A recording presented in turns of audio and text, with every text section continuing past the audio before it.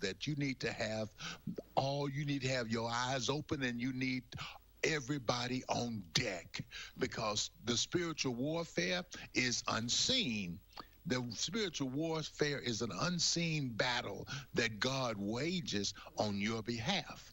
And you have to understand that. You see, because if you're going to go forward, you got to realize that progress requires change. Change requires movement. Movement requires action.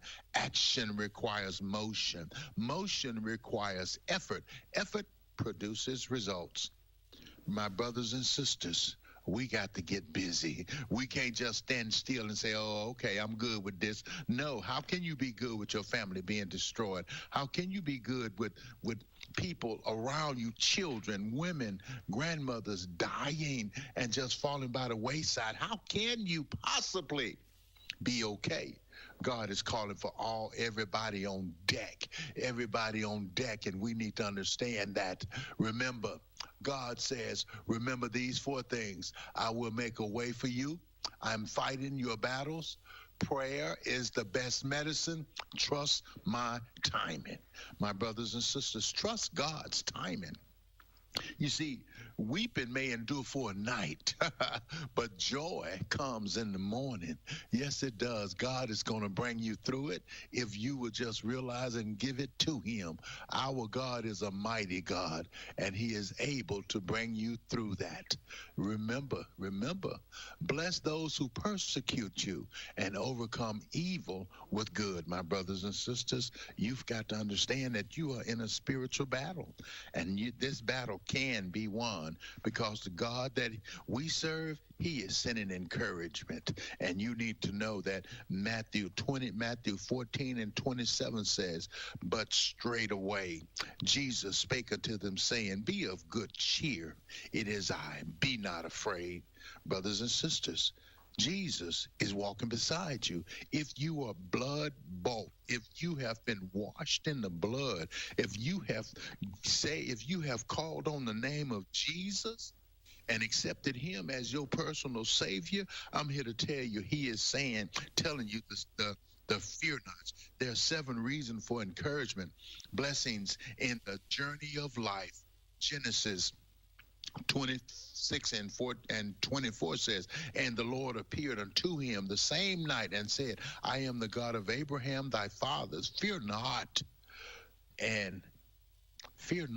for I am with thee. I will bless thee and multiply the seeds for my servant Abraham's sake. Brothers and sisters, God is with you. You just need to realize that, and you need to begin to call upon that name of Jesus Christ. He said, I'd never leave you nor forsake you. So we need to start to calling up on Jesus today, because we don't want you to limit yourself. Don't limit yourself to the skies when there is a whole galaxy out there. So don't set limits on yourself. Use your unlimited potential. God has given you gifts, talents, skills, and abilities for you, your family, and for those that love God. Remember, there's a way out of your mess, and it's JESUS. Where can you buy a brand new Nissan with a lifetime warranty? Kingston Pike. Hey, folks, Gerald Anderson with Ted Russell Nissan. You heard it right. Every new Ted Russell Nissan comes with a lifetime warranty, and that's a long, long time. Ted Russell Nissan on Kingston Pike. Good morning and welcome to AM 1380 WYSH and Ask Your Neighbor. Ask Your Neighbor can also be heard and seen on our website, WYSHradio.com. And if you are in Anderson, Rome, or Morgan County and have Comcast cable, you can watch Ask Your Neighbor on BBB TV Channel 12. Ask Your Neighbor is the program where you call in and do just that. Ask Your Neighbor. Do you have a comment? Do you have a problem? Or do you have a question? Then call in and ask your neighbor. 865-457-1380 or toll free at 877-711-4005. And for those of you that might be listening or watching on the internet, you can email from our website, WYSHradio.com. Just click on the Contact Us button and email your questions. Now sit back and listen as listeners throughout East Tennessee and the entire world answer your questions on Ask Your Neighbor on BBB TV 12 and AM 1380 WYSH. Good morning, everybody. It's the first Tuesday of the month. You know what that means. It means our buddy and pal, Dr. David Ayers, joining us here this morning.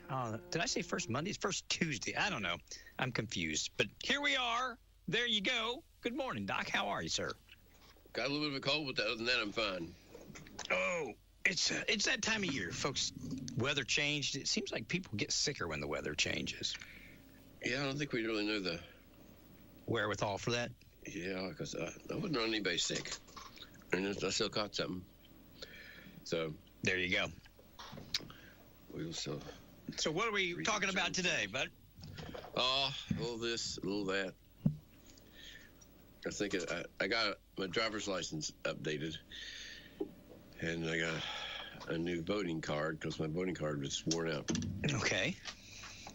I don't like these new licenses. They're pink and blue. They're really ugly. I haven't seen them. Is that the new Real ID driver's license? Well, I don't have Real ID on mine, but you just tell them that you don't want Real ID. But yeah, I like baby blue and baby pink. Okay. I guess to make my head fit, she gave me a haircut. At the time, my hair was pretty long. And she shouldn't take up barber school. But anyway, I thought there's a lot going on in medicine right now. Just because you got Robert F. Kennedy Jr. in the Department of Health and Human Services, there's a big coup trying to throw him out, and I don't think that will work. But I did see where a guy named Scott Adams had written to the president, and he said, "You told me you'd help me if I needed help. And I've got metastatic prostate cancer now, and I need some help." And then Robert F. Kennedy wrote him back, says, "What do you need?" Pretty good, huh? What the medicine he was trying to get, which I think is important for people here to hear about, is I think called Pluvicto. Pluvicto is a radiation kind of drug that they put in your body. And if you have a prostate-specific membrane antigen, so think about it like breast cancer. If your breast cancer has estrogen receptors on it or HER receptors on it, there are certain kinds of therapies that might work better for you because of those receptors on the surface, and certain ones that wouldn't work. So if you have this prostate-specific membrane antigen, PSMA, on the surface of your cancer, this radioactive drug will attach to it and then kill that cell with this radioactivity. So it's for people who have metastatic kinds of issues where it's spread out of the prostate. And remember, prostate cancer tends to go to bone. The same with breast cancer, thyroid cancer. For some reason, most of the midline cancers tend to go to bone. So hopefully I'll get his Pluvicto, and hopefully that'll work. I do think in spite of how well ivermectin, fenbendazole, and mebendazole work for cancers, I suspect that cancer therapy is going to lean more toward immunotherapy. There's more money to be made there. But we will talk about fenbendazole and ivermectin, etc., in cancer and why they work. Merck is being sued. Merck Sharp and Dome. Merck is being sued because they exposed their administrative employees to damaging and dangerous chemicals, toluene, benzene, etc., without their knowledge. Some of these have a fruity kind of odor, and some of them don't have much of an odor at all. And why they let their administrative staff, who, even if they could smell it, wouldn't know what it was, because somebody got cancer, I think, and died. What were they doing? Letting the administrative staff see the product? I don't know if they were upstairs or they walked them through the lab or what the deal was, but it's a big firm that's going after them, so I suspect they'll be successful to some level, whether they settle or whatever. You know, benzene is why you don't want to be smelling gas. So if you put your gas pump thing in your car, you should step away and don't breathe the fumes because it does cause cancer.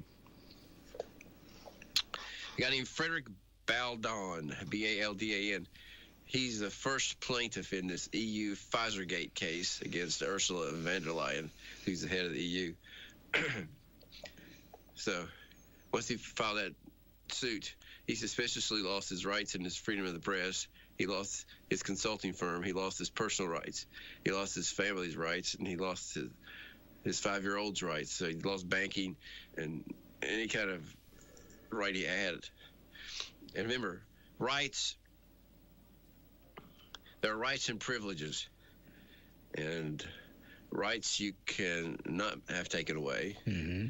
There are God-given things, and privileges are things given by the state. That's why you have to be careful about guns rights being taken over federally, because at some point the federal government will say, well, this is not a right, this is a privilege we've given you, and we can take it away. Anyway, he lost everything, but he's still writing a book. He says if he has to give it all to charity, he'll give it all to charity. This is not new, which I find interesting. A truck carrying an aggressive monkeys infected with hepatitis C, herpes, and COVID crashed in Mississippi, and they got out. Were they actually infected? I saw a news thing that said they weren't infected. That was not accurate. Well, that was not accurate. That's not the first time it's happened. That's the big thing. Yeah. Why these animal trucks wreck? I don't know. Maybe the people that they have driving them, right? But it seems odd. It seems odd. As I remember before, they didn't want you to shoot them because they were experimental animals. You know. That what happened in South Carolina here a while back, didn't it? That we had some one in Florida, but maybe it was Florida. I was thinking coastal, but yeah, monkeys on the loose. You'd think they take extra care. Something, yeah. You would think they would. Hang on, we got a question on one. I wonder if it's about monkeys. Good morning. Welcome to Ask Your Neighbor. You have a question or comment for Dr. Ayers this morning? Yes, a question. Go ahead. Dr. Ayers, have you ever heard of cholesterol on your lungs? And how bad is it? Cholesterol on your lungs? Yes. All right. You want to hang up and listen? Okay. I don't know anything about cholesterol in your lungs. The whole cholesterol thing started out of a study that began, I think, in the late 40s or early 50s, called the Framingham Heart Study. And they took the town of Framingham, Massachusetts, the whole town, and they measured their blood, and then they tracked and saw what happened to them. And basically what they found out was that people who naturally had a low LDL lipoprotein, quote, bad cholesterol, end quote, and people who had naturally high density lipoprotein, quote, good cholesterol, end quote, they tended to do better as far as heart disease goes. They tend to have less heart disease and vascular disease. Now, because you have to die, they ended up with more cancer, right? I mean, 40% of the people that die in the United States die of heart disease in some form, whether heart failure or a clot or, vascular disease, or valve disease. Another 40% die of cancer. At least 20% die of other stuff. So if you are very low risk to die of heart disease, that increases the chance you're going to die of cancer. Why? Because you had to die. I mean, you got to go somehow. Hit by a truck, I guess, but that's the pros and the cons. But out of that Framingham Heart Study came all these cholesterol-lowering medications. And what I think I have failed to see, we talked about some last time, I have failed to see a big drop in heart disease with the introduction of all these statin drugs, and there's things even beyond statin drugs now. There are injectables you can get once or twice a year to lower your cholesterol to precipitous levels. And I think people quote you a 20% less chance of dying of a heart attack or whatever. I don't know. Doesn't seem like the 40% changed since they started all this. And maybe they're just that's just because people have to die. But how would somebody get cholesterol on their lungs? I don't understand that. I can't think of any way that would happen. You know, the bad things happen to lungs are like some autoimmune things where you get fibrous lungs. That's bad.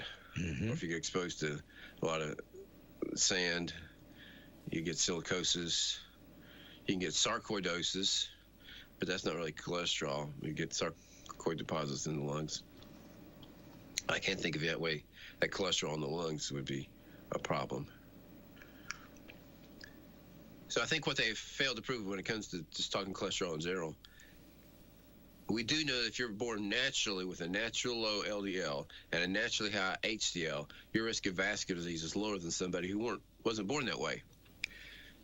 I think what's less obvious is taking somebody with a high LDL and a low HDL and pushing the LDL down, trying to raise the HDL up. Does that change their risk for heart disease? That, I think, is less defined because there are side effects to these statins.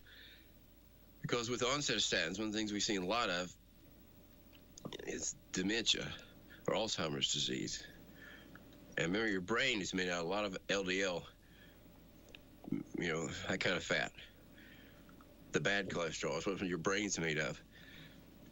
And so, and then remember, cholesterol is the backbone of a lot of things. I'll use my old example here, but since we're coming on Christmas, cholesterol is like a Christmas tree. If you put certain ornaments on it, we call it cortisol. You put other ornaments on it, we call it testosterone. You put other ornaments on it, we call it estrogen. Other ornaments on it, we call it progesterone. Other ornaments on it, we call it vitamin D. All those are cholesterol-based medicines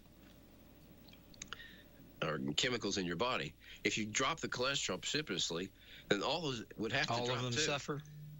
So they'd have to drop. So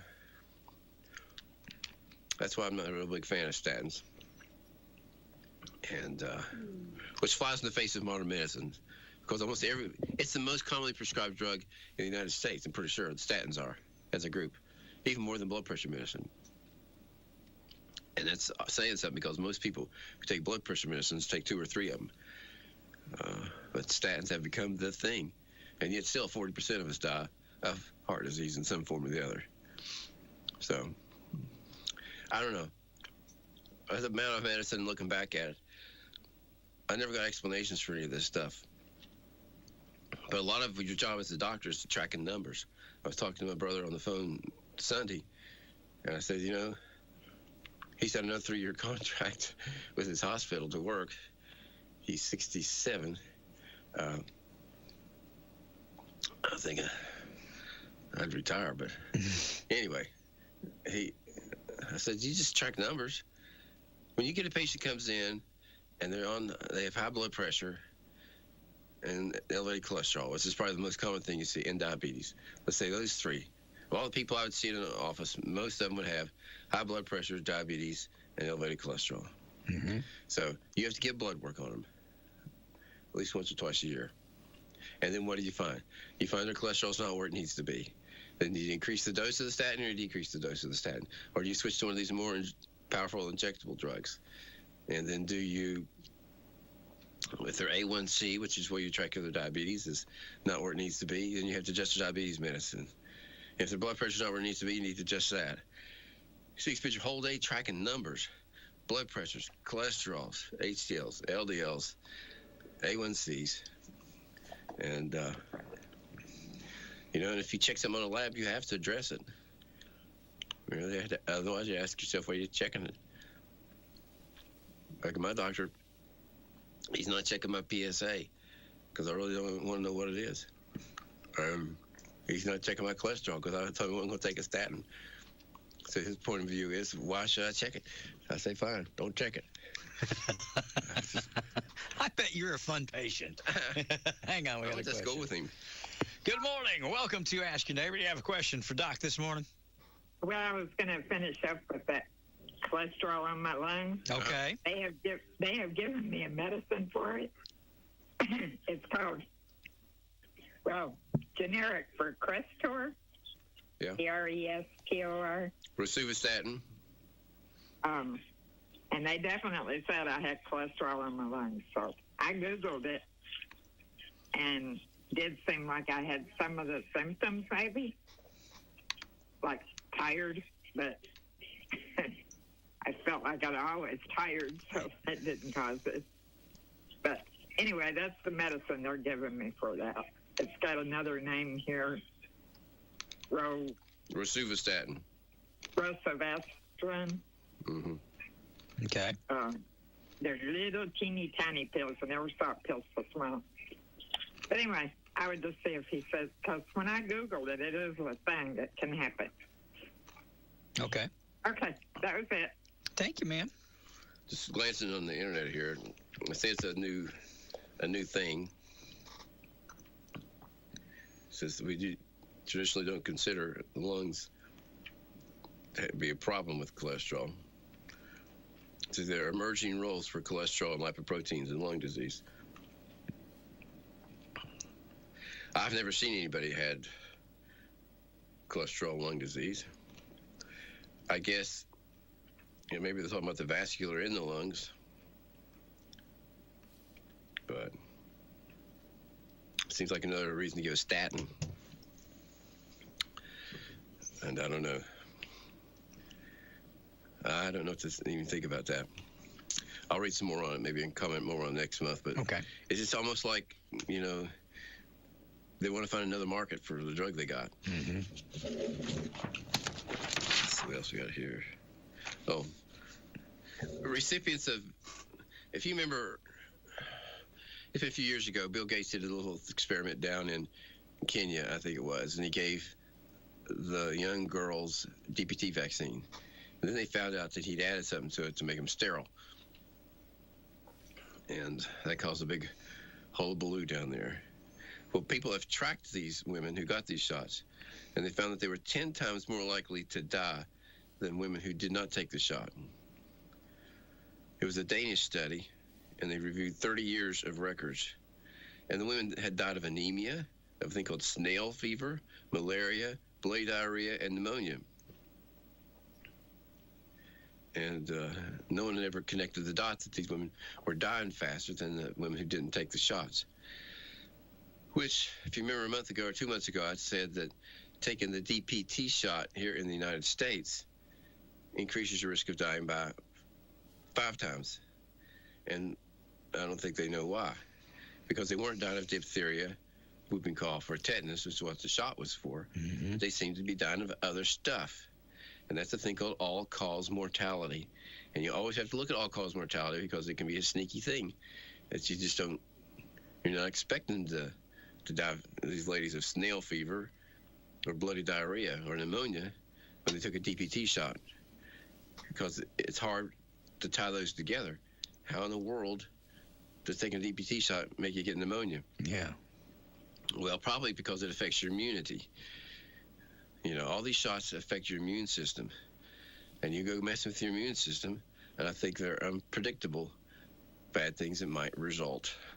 And this is what happened to these young ladies here. And like I say, this DPT shot in the United States increases your risk 5 times, but these girls were 10 times, maybe because of the shot had been modified, and maybe because they live in an area that had other types of things that could kill you.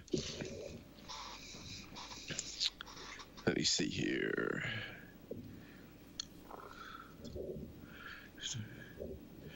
This lady's a whistleblower for Planned Parenthood. I think her name's Perrin Larton or Lanton. She's with Advanced Biosciences Resources. And Planned Parenthood, they sell some of these body parts that they use in these abortions. And I'm not sure if that's legal or illegal, but they do it. They've been exposed multiple times. And she I guess this lady, even though she was in charge of getting resources for these companies that wanted so many baby hearts, so many baby lungs, so many baby brains or whatever, that she had never seen it happen. And when she saw it happen, I think it's what made her become a whistleblower. But anyway, that's another ongoing suit. That's not the first time Planned Parenthood has been sued for that. It's really complicated. They have to do these abortions in different ways to get the material, because they really want fresh material. And so if you're for Planned Parenthood, which is sort of started with Bill Gates' dad. He was one of the first administrators of Planned Parenthood. If you look at Margaret Sanger, and who started it, her goal was to decrease the number of blacks, and that's why they put those clinics in the black communities. But I don't know. I think it's probably 50-50 out there now, when it happens. So, and sometimes people think it's like voodoo when we say these anti-parasite drugs can cure cancer. It's not voodoo, though. They know how they work. They all work like in 12 different ways. So I'll just take ivermectin here as one. I have a graph in front of me that's got the ways ivermectin works, fenbendazole works, emabendazole works. And if you use more than one of these, you might have better outcomes. They inhibit certain pathways. I won't read the names because it wouldn't make sense to anybody. They increase cell death. They block the transport of proteins. They inhibit certain enzymes. They inhibit the growth of blood vessels. They modulate the immune system. They break up the autodisruption where the cell eats itself. They target glioblastoma stem cells, particularly. They block mitochondrial respiration. They inhibit certain types of signals. They do overcome chemotherapy resistance, and they have antiviral properties. That's why they work. It's not like, they're just magic pills you can take for everything. Personally, if I got diagnosed with a skin cancer, you can just get cut off usually. But some internal cancer, I would probably try these first. I just think the outcomes are more predictable and the treatment's much less severe. Because I know when we talk about using these parasitic drugs, that are for worms and other kinds of parasites, and saying that they cure cancer, people just have trouble believing that. But they do it by certain mechanisms, and they ought to work because of what they do. So a person who developed colon cancer after 4 Pfizer shots, and then she developed cancer 1 year later. So she had 4 Pfizer shots. She developed colon cancer 5 years later, 1 year later. And they wanted to know, was it related to the shot? So they did 3 biopsies, and it showed that sequence of the Pfizer vaccine was in the cancer in 3 different biopsies. So, and this is really something Pfizer knew that would be caused by the shot, because there's been a big uptick in cancers since the shot. If you look, there was a study in South Korea where they said the 1 year risk of cancers associated with the COVID vaccine, it gave 5-6 cancers that they said were really higher after taking the shot. The thyroid cancer, had gastric cancer, that's the stomach, colorectal cancer, lung cancer, breast cancer, and prostate cancer. And all these cancers, except for the prostate cancer, were people under 65. So that was a big study out of South Korea that showed, because you hear these word turbo cancers, which basically means a cancer that starts out being spread. because mostly people show up with a cancer here in some part of their body. Mm-hmm. But we've been finding a whole bunch of people after COVID shots have had cancers all over the body. You know, it already spread. It's just pretty rare at the time of diagnosis. But that's what precipitated those studies. We talked about this a little bit last time. I'll mention it again. Chlorophyll may be like a natural blood transfusion. It's chlorophyll does for plant cells a little bit what hemoglobin does for your blood.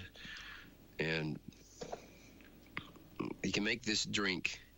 You just get coconut water. You can get it from a coconut yourself and cut a hole in it and drain it.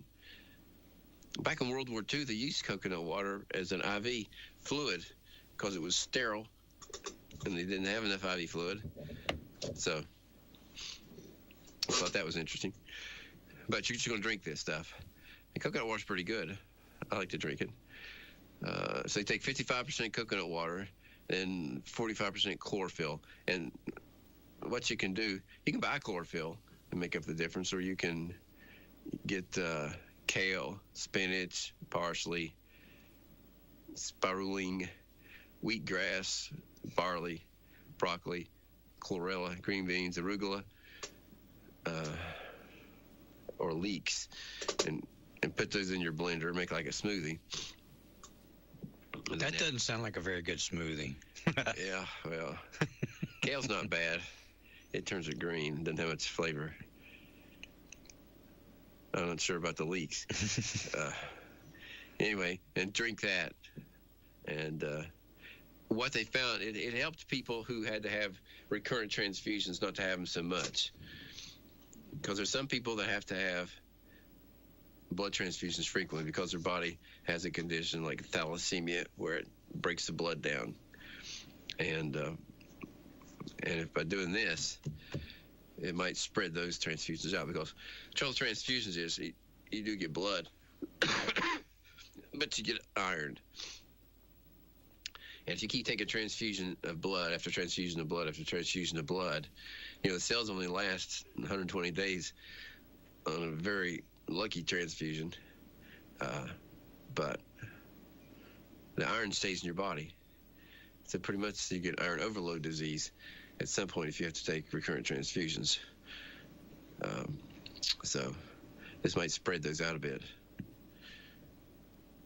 I think they said they gave one concoction: coconut water and half a head of kale, 1 cup of spinach, half a cup of parsley, 1 tablespoon of wheatgrass, and a half cup of broccoli.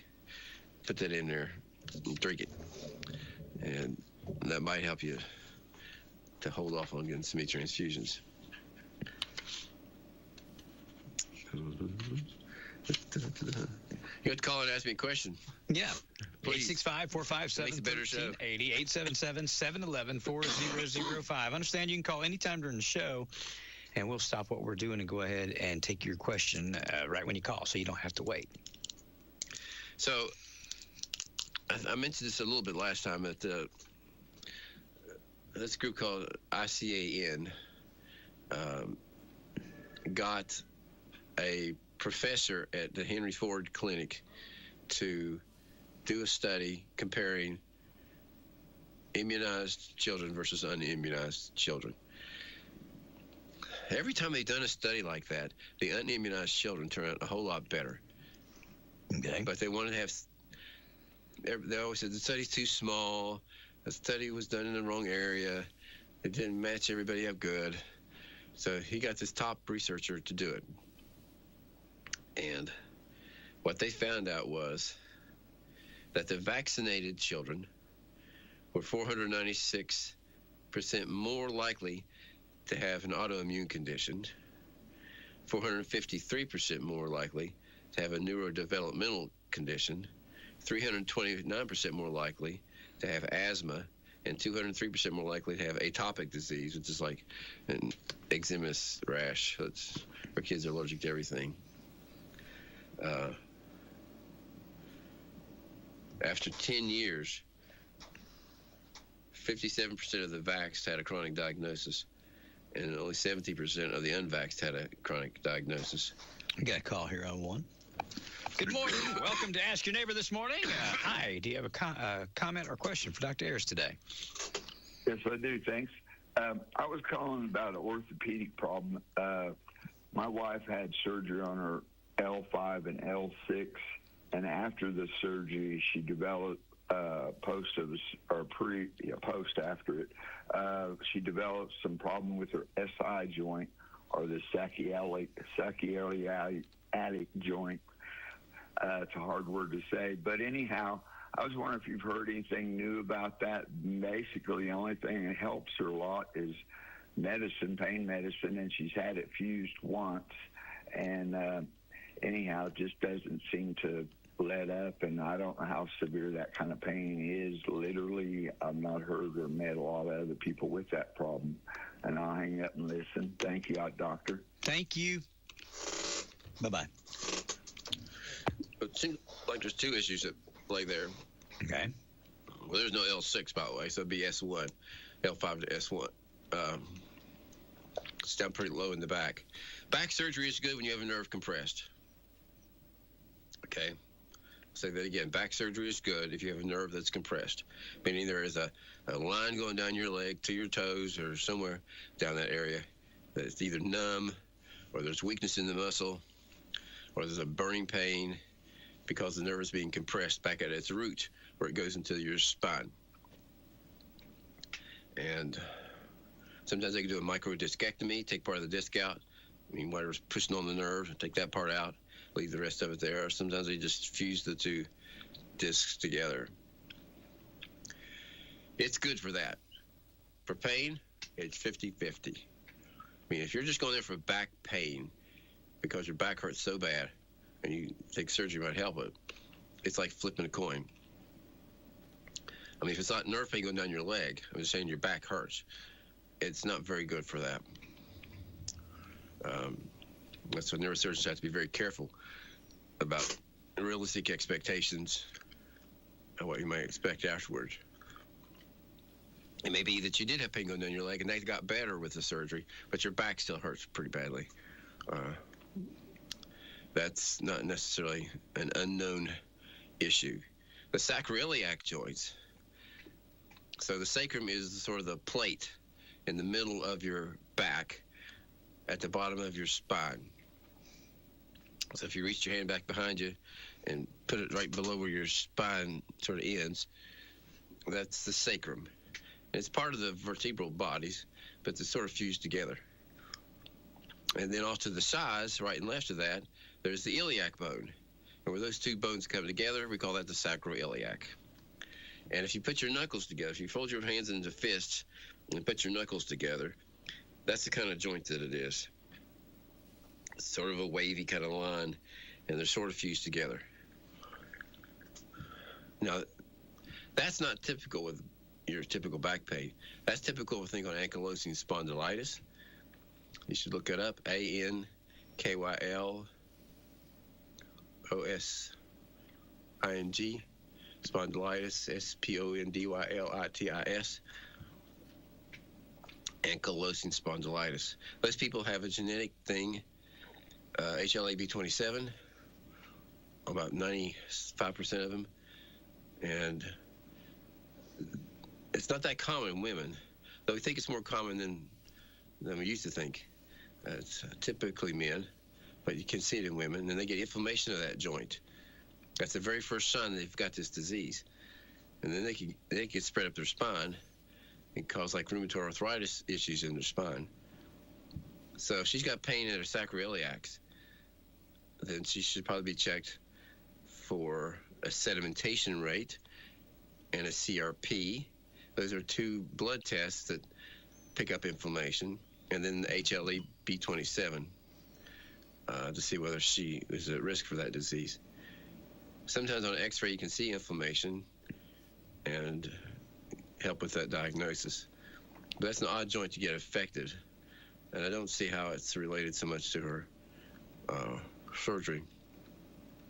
So that's the things I would check. Check for ankylosing spondylitis, and then as far as the back pain from the surgery, your best physical therapy and trying to stay active. and not take a lot of pain medicine, because it'll be a trap in and of itself at some point. 865-457-1380. If you guys have questions, call us, and we'll put you on the radio and hopefully get them answered for you.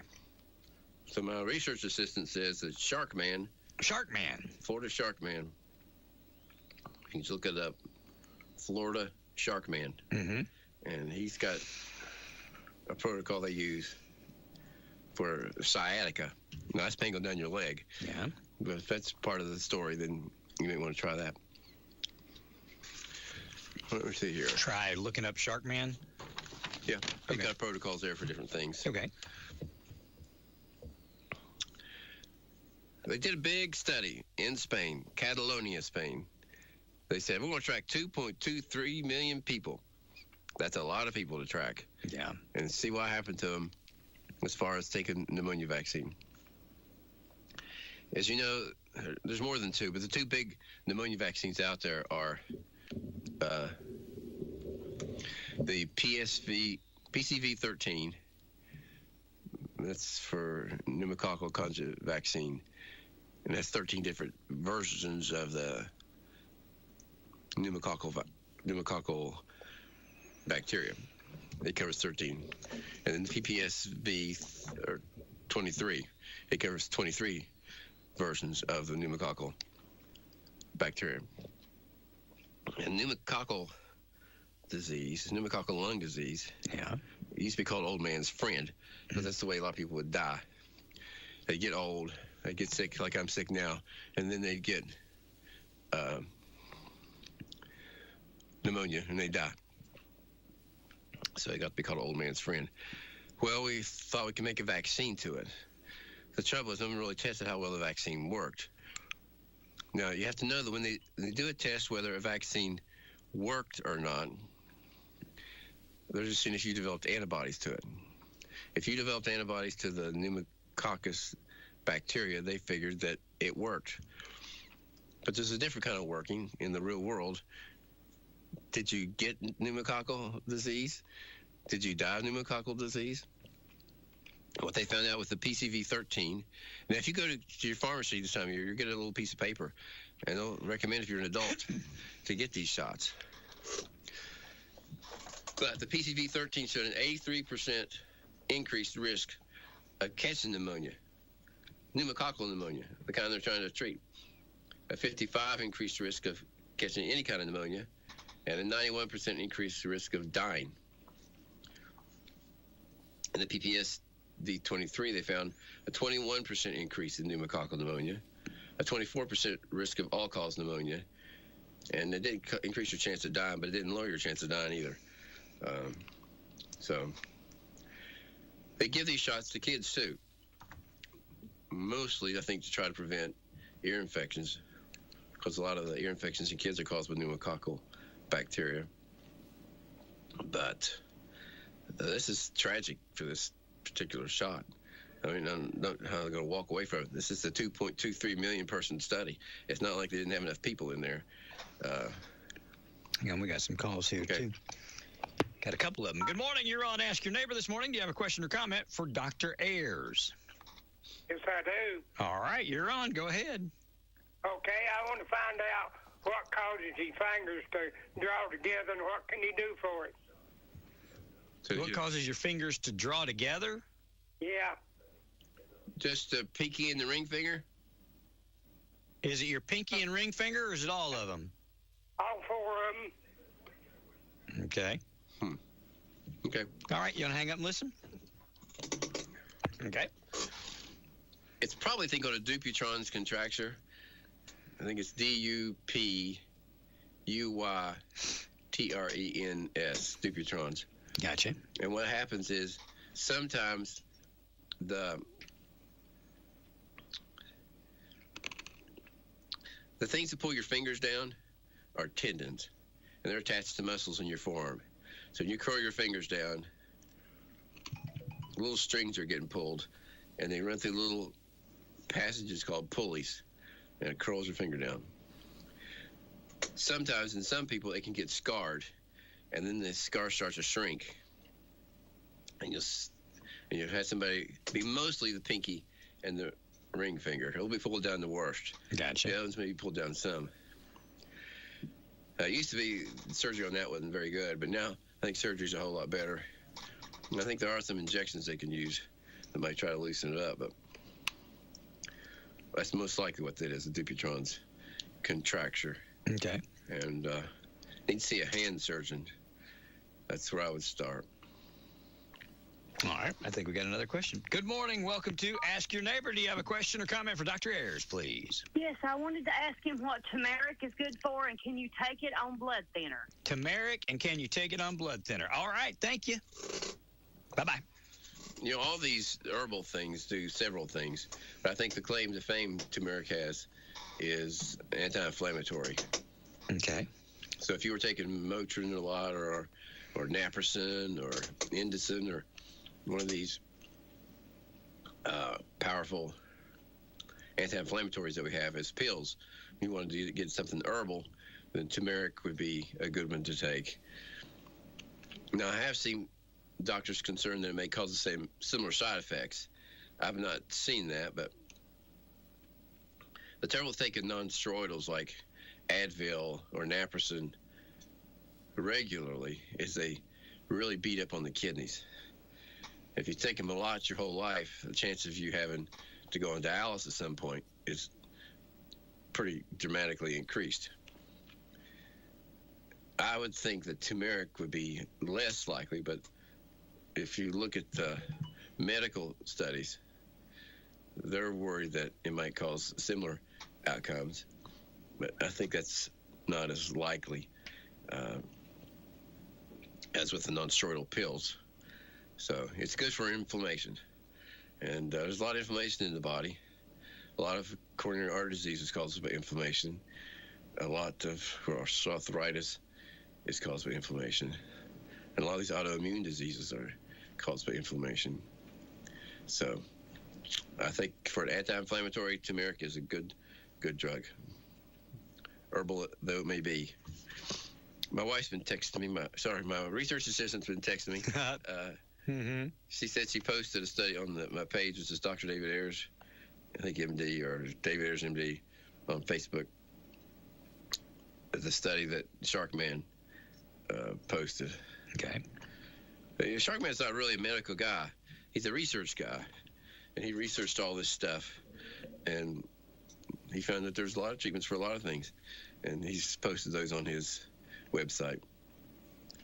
And of course, anything you do, you can discuss with your doctor, or do it. You have to know you're on your own as far as outcomes, but you're pretty much on your own anywho.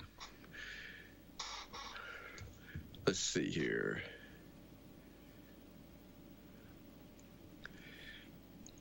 You know, you're going to hear a lot about vaccines that's going forward, just mostly because they've never been studied. So what they have found is that in the childhood vaccines, they contain trillions of pieces of human fetal cell fragments, because they use fetal cell lines for a lot of these childhood vaccines to make them. And then you get these fetal cell fragments, which are DNA fragments, and they can be incorporated into your child's DNA. I think that's where some of this autoimmunity comes from. There's been a big rise in autoimmunity. And autoimmunity is where the body attacks itself. So that would include ankylosing spondylitis, like we just mentioned, or rheumatoid arthritis, or scleroderma, or lupus, or psoriasis, or multiple sclerosis, or myasthenia gravis, or IgA nephropathy. There's a lot of these diseases where the body attacks itself. It gets sort of confused about what's you and what's not you, and decides that part of you is a germ, and then it tries to attack it. And it attacks the joints and like rheumatoid arthritis in your wrists and your knees. And those have gone up with the shots. And it would seem to make sense, because these shots mess with your immunity. And then it can get your immunity confused. And then you start getting these other conditions that maybe, even if you had a genetic marker for them, you would never have gotten if you'd never had the shot. Don't know that, but I do know that the number of autoimmune diseases has gone up tremendously with the onset of all these new immunizations. And lastly, they found a way in rats, at least, to rapidly clear out amyloid beta in the brain. They messed with the blood-brain barrier, and then they were able to get a lot of the amyloid out of the brain of these rats, which is rats that were raised in such a way that made them have Alzheimer's disease. Remember, there are two things we see in the brains of people with Alzheimer's disease. One is neurofibrillary tangles. I mean, there's little knots tied in some of the nerves. And then there are beta amyloid plaques. They're just plaques of this proteinaceous substance called amyloid. And so they found a way to get some of the amyloid out of the brain. They decreased the brain levels by 45%. Did it in a relatively short time, like in hours. Up to the blood levels 8 times is how much they got out of the brain. Mm-hmm. And they found that these rats had big improvements in spatial learning and in cognition and in their thinking. And it lasted the full 6 months, which I guess you could do the process again if you use it on humans. So it may give some kind of hope out there to people who have been unsuccessful in other things they've tried for treating dementia. So before, we had made antibodies to these beta amyloid plaque, and what it caused was encephalitis in the patients. It caused inflammation in the brain because we trained cells to go in there and attack the beta amyloid, and then it caused all this inflammation. And encephalitis is inflammation in your brain. So that didn't work out very well. But this one sort of removes it, puts it back in the bloodstream where you can get rid of it. And it seemed to work well in rats. I did see another study in rats where they were hanging out somewhere where bats were flying in and out of a hole, and the rat caught the bat and ate it. Mm. And now they're worried that some of the viruses that bats have, rats have. Well, right. We don't have much contact with bats, but we do have more contact with rats, and they're worried about some of these paramyxoviruses and other viruses that we don't normally see in people going to be more likely, but I don't know. They like to scare us. It's a weird video watching the rat catch the bat, however. That is weird. So, unless you got another call. I don't think so. All I got for November. It's almost the end of the year. Anybody else anytime soon? 865-457-1380. If you have a question for Dr. Ayers, now's the time to call. 457-1380. I'll take a quick break here. Be back in 60 seconds with your calls, or we'll wrap it up. Is value found in the sparkle of a gem or in the trust of a handshake? At Lanham Jewelry and Coin, we believe it's both. With over 15 years of expertise in gems, coins, and timepieces, Michael Lanham promises integrity and precision in every transaction. Whether you're selling estate treasures or seeking new ones, our science-backed appraisals ensure fairness. Discover the brilliance of honest service at 910 North Charles G. Severs Boulevard, Clinton. Call 865-748-6716. Online at lanhamjewelry.com. Lanham Jewelry and Coin, where trust shines bright. As a homeowner, I'm always looking for peace of mind, especially when I have a costly, unplanned expense, like a cooling system repair or replacement. That's when I turn to the eScore Quality Contractor Network. They're the pros who've been specially trained and approved by TVA and your local power company. The quality contractors are licensed and insured, so you can be assured the job will be done right and inspected for free. Contact your local power company or visit energyright.com to learn more. John Party, you are the newest member. At my induction, standing there with artists I've always admired, like Garth Brooks, whose dream come true. Let me tell you, being at the Opry is unforgettable. I've been fortunate enough to share that stage many times. During any Opry show, you could watch a rookie's dream come true at their Opry debut. And the Grand Ole Opry debut of Jelly Roll. You could take in a career-defining performance from your favorite country star. Come on, Grand Ole Opry! Or you can even catch an artist surprise invitation to join the Opry family. We would love for Scotty McCreery to be the newest member of the cast. Yes, I would love to. Whether you're standing behind the microphone or right there in the crowd, Opry has a way of creating unforgettable music moments. See your favorite artists at the Grand Ole Opry every week. And keep your radio tuned right here because we give away a pair of tickets to the Grand Ole Opry every Wednesday. I'm John Party, and I'll see you at the Opry. All right. No news, good news, I reckon. I guess it's good news. Everybody's healthy. Stay healthy. Stay away from me. Well, I hope you get to feeling better. I will see you next month. We'll be here. We will already have passed through Thanksgiving and getting ready for Christmas. It's crazy, isn't it? It is crazy. It is moving quickly. So, well, happy Thanksgiving. Hope you guys have a good one. And we'll be back here. We'll do it again on the first Tuesday. Let me make sure what the first Tuesday of December is. That'd be Tuesday, December 2nd. We'll be back here. Okay. Bright-eyed and bushy-tailed, ready to go. In the meantime, if you have questions, you can let me know, and I'll save them for Dr. Ayers, or you can email him, or you can go to Facebook and find him and ask him directly, and then he'll address them when he's here. But if there's anything you want him to talk about, just let us know. Let him know, and he'll do it when he's back. Anything else? That's it. I wrote a few articles on Facebook. You might want to read those. There we go. Have a great day, everyone. Thank you for listening to AM 1380 WYSH and Ask Your Neighbor. Make sure you tune in at 10 a.m. each day, Monday through Friday, right here on AM 1380 WYSH and BBB TV